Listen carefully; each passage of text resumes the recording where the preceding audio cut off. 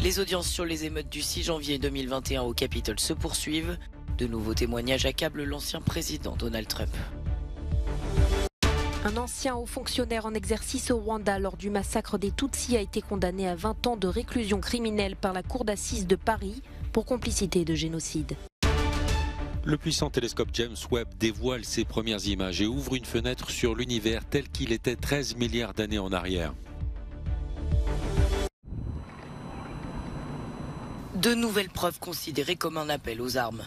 Au 7e jour des audiences sur les émeutes du 6 janvier 2021, la commission d'enquête parlementaire continue de chercher à déterminer le rôle de Donald Trump. L'ancien président aurait encouragé des groupes radicaux à coordonner l'assaut du Capitole. Le témoignage d'un ancien conseiller de la Maison-Blanche a permis de préciser les détails d'une réunion agitée en décembre entre Trump et des conseillers qui avançaient des théories complotistes sur l'élection. Michael Flynn m'a traité de lâcheur. Il n'arrêtait pas de se lever, de se retourner et de me crier dessus. Depuis le début, je n'en pouvais plus. Alors j'ai aussi crié, soit tu viens, soit tu retournes poser tes fesses.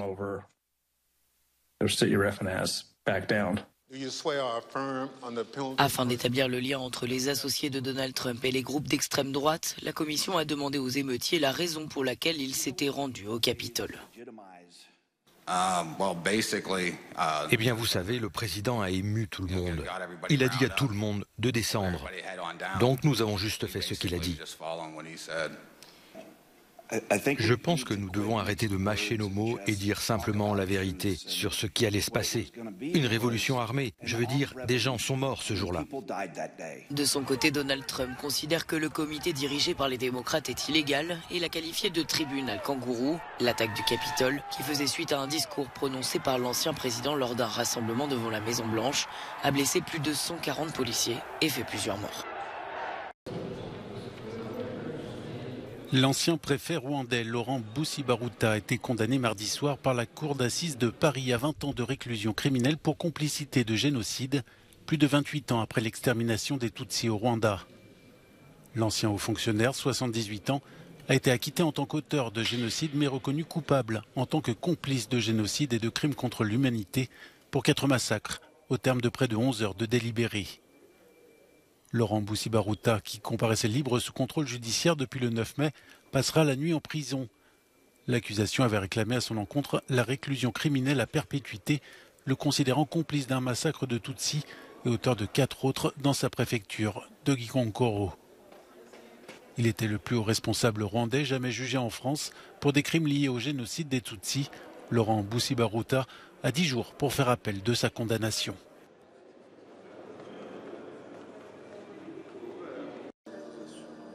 Sommes-nous définitivement arrivés à la fin du procès du 13 novembre?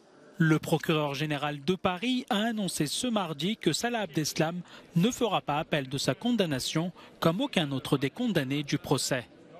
Mais pour Arthur Desnouveau, président de l'association de victimes Life for Paris, le long marathon judiciaire n'est peut-être pas totalement fini.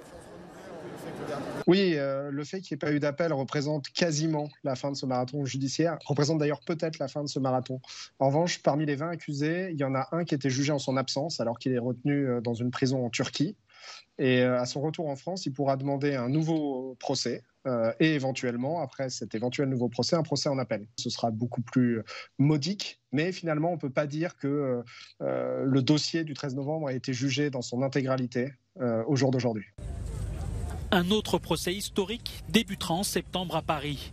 6 ans après l'attentat du 14 juillet à Nice, les parties civiles se préparent à vivre le même parcours qu'Arthur Desnouveau, qui délivre ses conseils pour aborder ce long marathon judiciaire.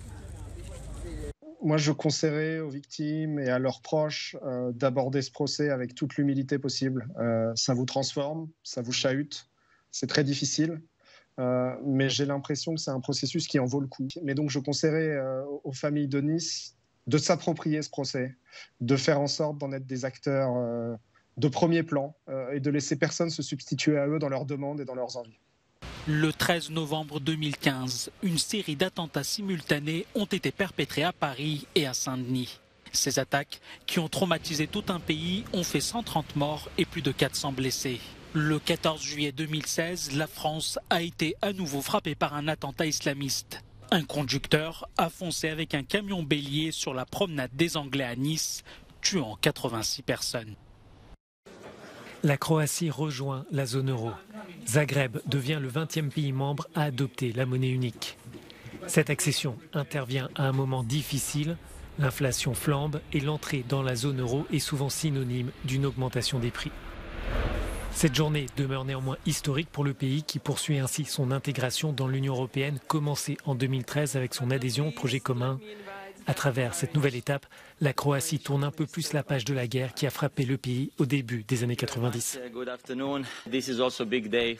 C'est un grand jour pour l'Union européenne, pour l'Union monétaire européenne, car faire de la Croatie le 20e membre de l'euro est aussi un signal clair que l'intégration européenne se poursuit malgré tous les défis auxquels nous sommes confrontés. C'est un message positif très fort à tous nos citoyens, aux clients et à tous nos marchés.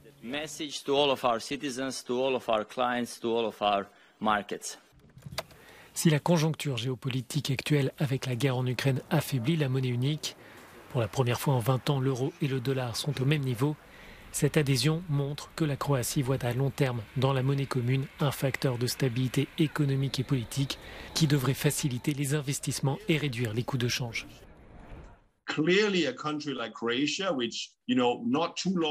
Clairement, un pays comme la Croatie, qui il n'y a pas si longtemps a souffert lui-même d'une guerre civile et d'actes de destruction, est aujourd'hui membre à part entière du cœur de l'Union européenne et selon moi, il bénéficiera à moyen et à long terme de niveaux d'inflation plus faibles, d'une stabilité monétaire, de taux d'intérêt plus faibles et de l'influence politique que vous confère le fait d'être membre de l'euro par rapport au fait de ne pas en être membre.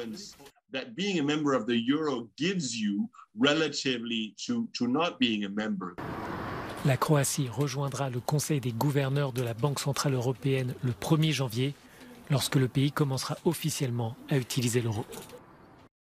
Chassé du pouvoir après la prise d'assaut de sa résidence officielle, l'ex-président sri-lankais Gotabaya Rajapaksa est parvenu à fuir son pays à bord d'un avion militaire. Il a atterri dans la nuit aux Maldives, l'archipel le plus proche du Sri Lanka. Les Sri-Lankais accusent son administration d'être responsable de la pire crise économique depuis des décennies. Le chef du groupe État islamique en Syrie a été tué mardi par une frappe de drone américain, a annoncé le Pentagone. Maher al-Algal a été frappé en même temps qu'un complice alors qu'il circulait à moto dans le sud de la Syrie. Al-Algal avait repris le commandement des djihadistes après la mort de ses deux prédécesseurs, également tués par l'armée américaine. Twitter a finalement décidé de poursuivre Elon Musk en justice après sa décision de retirer son offre d'achat sur le géant des réseaux sociaux. Le milliardaire est accusé d'avoir avancé des arguments de mauvaise foi et d'avoir mené des attaques publiques et trompeuses contre l'entreprise de San Francisco. Le bras de fer juridique pourrait durer des années. Le rachat de Twitter avait été évalué à 44 milliards de dollars. La NASA a révélé les premières images du puissant télescope James Webb qui ouvre une fenêtre sur l'univers tel qu'il était juste après le Big Bang il y a un peu plus de 13 milliards d'années en arrière.